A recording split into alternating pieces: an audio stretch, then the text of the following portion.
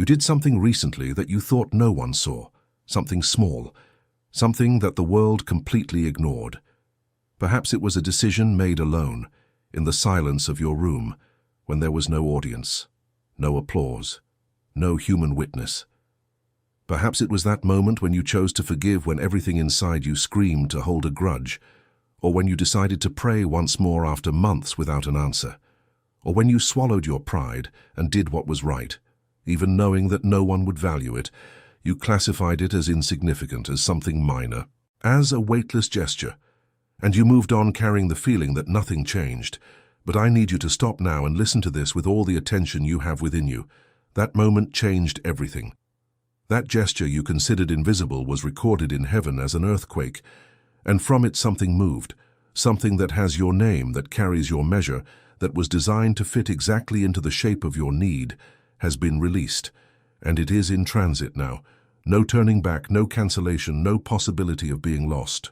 In the next few minutes, you will understand why small actions trigger great miracles, what exactly was activated by your decision, and how to position yourself to receive what is already on the way.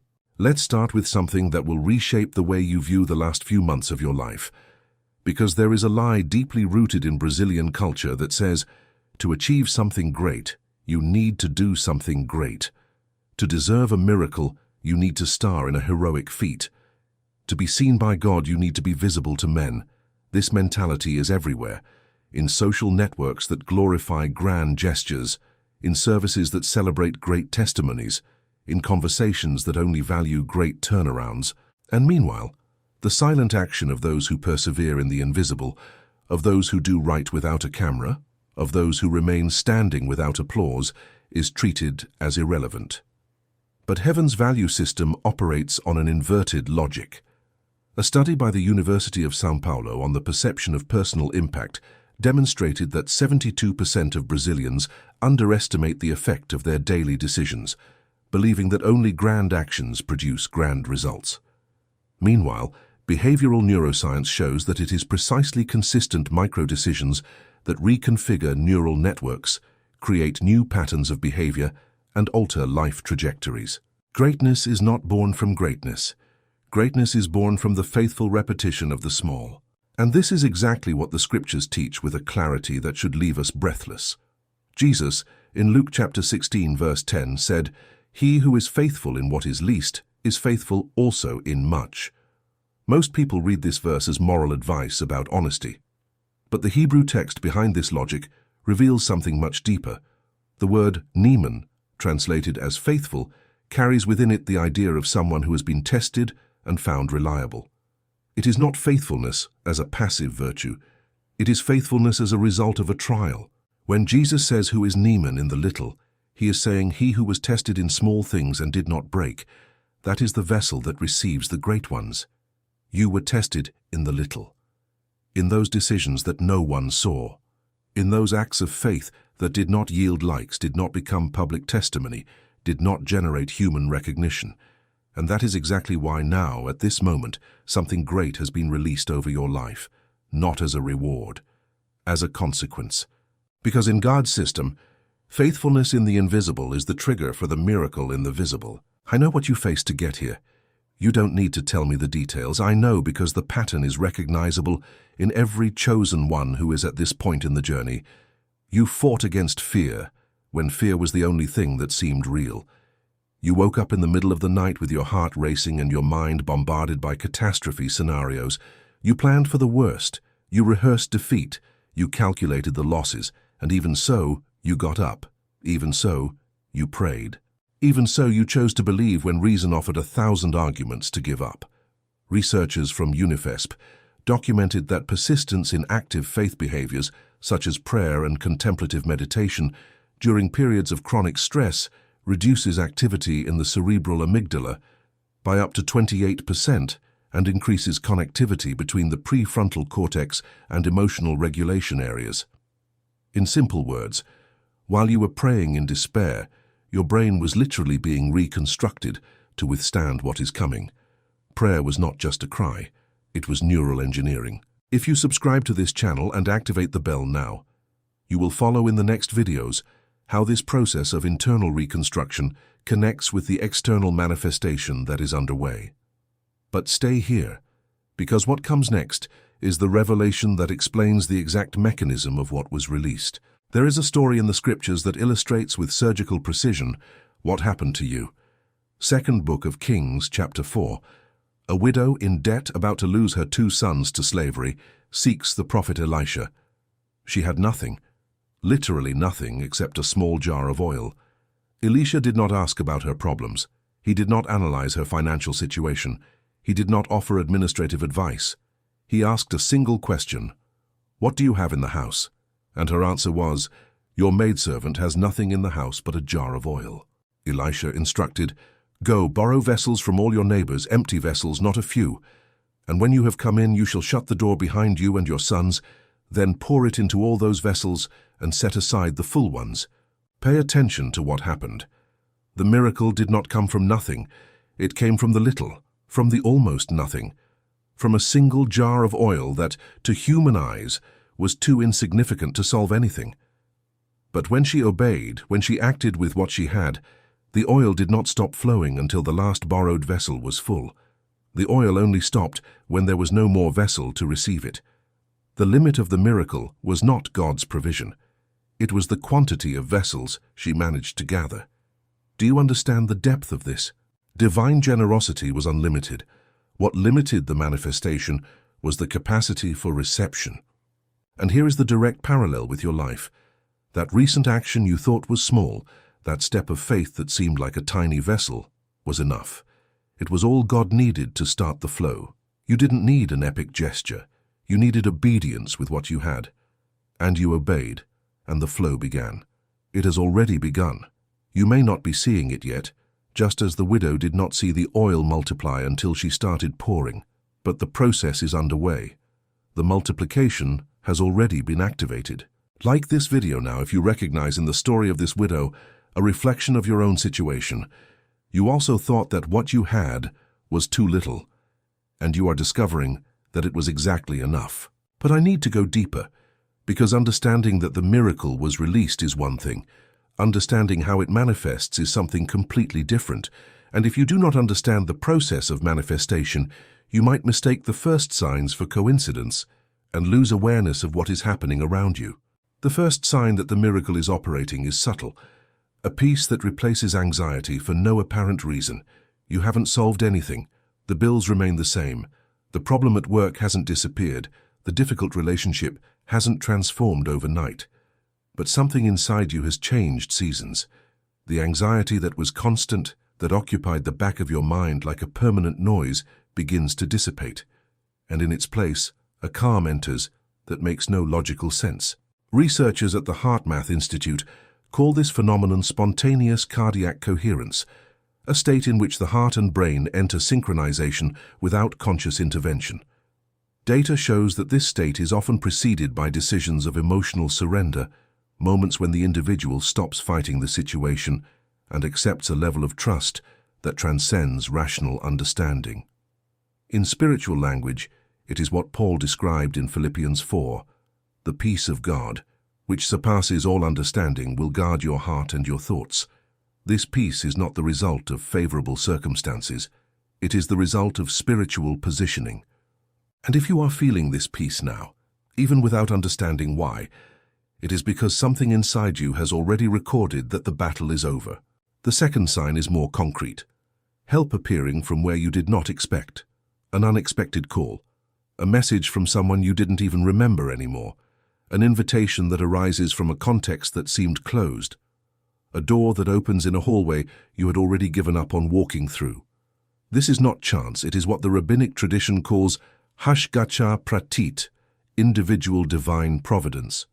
The belief that God does not only govern the great movements of history, but actively manages the microscopic details of the life of each person who is aligned with his purposes. A study by the Getulio Vargas Foundation on professional mobility in Brazil showed that 65% of successful relocations of professionals over 35 years old happened through what researchers classified as unsought opportunities, connections and invitations that arose without active searching, without application, without direct effort, The world calls this luck.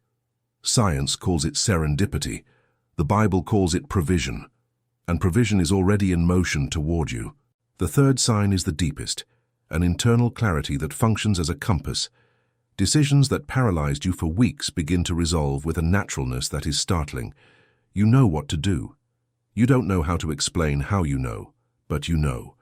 And this certainty does not come from rational analysis, it comes from a deeper source. In Hebrew, the word binah describes this type of knowledge. It is not knowledge acquired by study, it is knowledge that emerges from within, like water springing from a rock. It is discernment born from spiritually processed experience. Solomon, when God offered him anything he asked, did not ask for wealth, did not ask for longevity, did not ask for victory over enemies. He asked for binah. He asked for a heart that discerns, that understands, that distinguishes. And God was so pleased with this request that he gave Solomon everything he did not ask for as well, because he who has discernment knows what to do with abundance, and he who does not wastes even what he receives. If this revelation is resonating in your spirit, write in the comments "released." This word is a declaration of faith that recognizes what was mine has already left the hands of God and is on its way to mine. Now I need to show you why the miracle that was released is not limited to solving a specific problem. Because if you are expecting only a one-time solution, you are drastically underestimating what God has done. What was activated by your recent action is not a repair. It is a reorientation. The difference is abysmal. Repair restores to the previous state. Reorientation establishes a new state. It is like the difference between patching a flat tire and replacing the entire car. God is not repairing your old life. He is inaugurating a new life. And this inauguration has chain consequences that will unfold for months, perhaps years from this point. Think of Ruth, a foreign widow, a Moabite, without rights, without inheritance, without a name, without a future within the parameters of Israelite society. And what did she do? A small action. She said to her mother-in-law, Naomi, "Do not urge me to leave you. Wherever you go, I will go. Your people shall be my people, and your God my God." It was a declaration, a decision, a moment of courage that, at the instant it happened, changed absolutely nothing in Ruth's material reality. She remained a widow, she remained poor, she remained a foreigner. But that declaration activated a chain of events that no human screenwriter would be capable of writing. Ruth was led to glean in the fields of Boaz. Boaz noticed her. The kinship was revealed. Redemption was established. The marriage happened. The son was born. And the name of that son was Obed. And Obed begot Jesse. And Jesse begot David. And from the lineage of David, Jesus was born. Stop and absorb this. A decision by a foreign widow in a moment of despair generated the lineage of the Messiah. The action seemed insignificant. The result was eternal. And if Ruth had returned to Moab, as the other daughter-in-law Orpah did, none of this would have happened. Not because God would not have found another way, but because that specific path, that exact chain of events, that particular beauty of the plan, depended on her action, on her courage, on her decision to stay when leaving was the easiest, most logical and safest option. And you made that same decision. In a moment when everything inside you told you to give up, to retreat, to protect yourself, to choose the path of least resistance, you stayed, you prayed, you forgave, you stood up. And this gesture, which for you was just survival, for heaven was the trigger for a chain of events that you do not have the capacity to imagine in its totality. The miracle that was released is not an event, it is a genealogy. It is a lineage of consequences that will unfold far beyond what your eyes can project. Share this video now with someone who made a difficult decision recently and is doubting if they made the right choice. You can be the confirmation that person is waiting for. Now I need to talk about something that frequently happens at this stage, and that, if not identified, can compromise the reception of what is coming. It is what I call the cracked vessel syndrome. It works like this. God releases the miracle. The miracle begins to approach, And at the moment the first signs appear, the person begins to subconsciously sabotage. Not out of malice, out of fear. Fear that it is too good to be true. Fear that if they believe and it doesn't happen, the disappointment will be devastating. Fear of hope. Researchers from PUC Rio published studies on what they called hedonic avoidance in populations that experienced repeated frustration. The pattern is clear. After multiple experiences of expectation followed by disappointment, the brain develops an automatic protection mechanism that reduces the capacity to feel hope. It is not philosophical pessimism, it is neurological defense. The brain literally decreases the production of anticipatory dopamine to protect itself from the pain of one more frustration. In spiritual language, it is as if the wound of the unfulfilled promise had cracked the vessel, and now, even with the oil being poured, it leaks through the fissures. But here is the good news, and I need you to engrave this in the depths of your soul. God does not pour oil into cracked vessels without first restoring the vessel. If the miracle was released, it is because the restoration of the vessel has already happened. You may not feel it yet. Your mind may continue projecting failure scenarios. Your self-protection patterns may resist. But the spiritual fact is this: if God released it, it is because you are ready to receive. The doubt you feel is not evidence that you are not ready. It is the last echo of a protection system that is no longer necessary. It is the alarm of a house that is already safe, ringing by inertia. Recognize the sound, identify the source, and turn it off. In Hebrew, the word chadash means to renew, but with a nuance that translation loses. Chadash is not reforming something old, it is making it radically new. When Isaiah 43 verse 19 says, "Behold, I am doing a new thing, now it springs forth, do you not perceive it?" The word used is chadash. God is not reforming your story, He is inaugurating a new one. And the difficulty you have in perceiving it is not spiritual blindness. It is the natural adjustment of the eyes when they leave a dark environment and are exposed to intense light. Your eyes are getting used to the light. Give them time, but do not doubt the light just because you cannot yet see clearly. Subscribe to this channel now and activate the bell, because in the next videos, each revelation adds clarity to the image that God is revealing about your future. Missing a video is like losing a lens. The vision becomes incomplete. I want to show you now something that will seal everything that has been said. In Mark chapter 12, Jesus is in the temple observing people depositing offerings in the treasury. Rich people deposited large amounts. And then came a poor widow who put in 2 coins, 2 leptas, the smallest coin in circulation. And Jesus called the disciples and said, "Truly I say to you that this poor widow has put in more than all those who have given to the treasury. For they all put in out of their abundance, but she out of her poverty put in all that she had, her whole livelihood." Listen to God's mathematics. 2 cents were worth more than the fortunes of the rich, not because of the monetary value, because of the personal cost. That widow gave everything, and the everything of someone who has nothing is infinitely more precious than the much of someone who has plenty.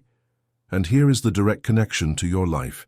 The action you took recently, that step of faith that seemed minimal, cost you everything. It cost your courage when you had no more.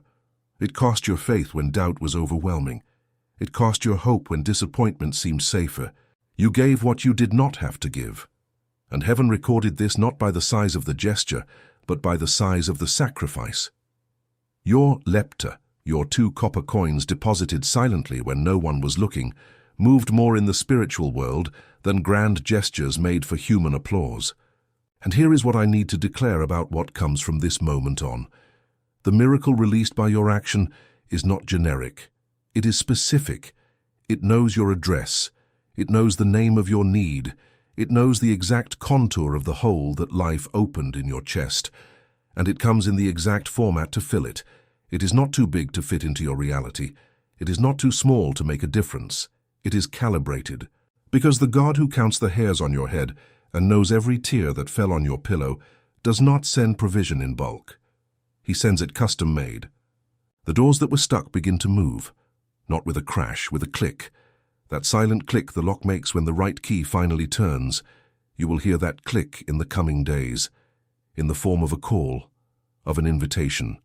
of an idea that arises complete in your mind, as if it had been deposited there during sleep, in the form of a reconciliation you did not provoke, of a resource that appears without you having asked, of an opportunity born in a ground you had already given up for dead. Joel chapter 2 verses 23 to 26. Be glad, people of Zion, rejoice in the Lord your God, for he has given you the autumn rains faithfully. The threshing floors will be filled with grain, the vats will overflow with new wine and oil. I will repay you for the years the locusts have eaten, the great locust and the young locust, the other locusts and the locust swarm. You will have plenty to eat until you are full, and you will praise the name of the Lord your God who has worked wonders for you. Never again will my people be shamed. Never again. It is not a temporary pause of shame, it is a definitive end.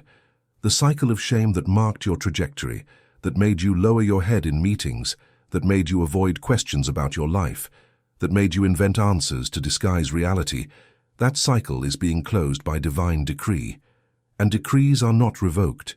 Decrees do not expire. Decrees do not depend on the economy, the government, the boss, the spouse, or any human variable. They depend exclusively on the one who issued them. And the one who issued this is the same who said, "Let there be light." And there was light. I will close with something that burns in my spirit and that I cannot withhold.